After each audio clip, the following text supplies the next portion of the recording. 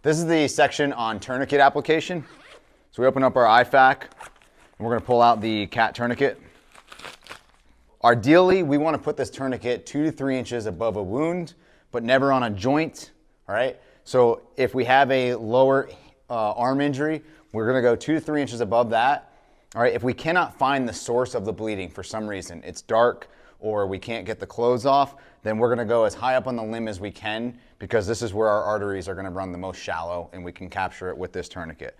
The whole concept of this tourniquet is to compress the compartment within the arms or the legs. It works the same way. So you take your cat tourniquet, you make sure that it's through the buckle, and then what we're going to do is slide it on.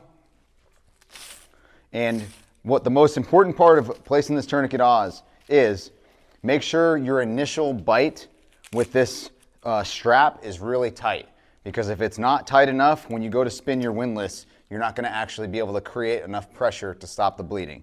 So once I get a really tight squeeze on that first Velcro piece, then I'm going to simply spin my windlass until I don't see any more bleeding, secure it, and make sure we write our time that we actually place this tourniquet on.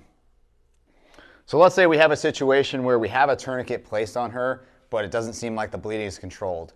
We can absolutely use a second tourniquet on her. What we're going to have to do is make sure that we bring that second tourniquet higher up on the limb. This goes for the legs or the arm. And then we will do it the same way, make sure that initial bite is really tight, and then start spinning your windlass to control that bleeding.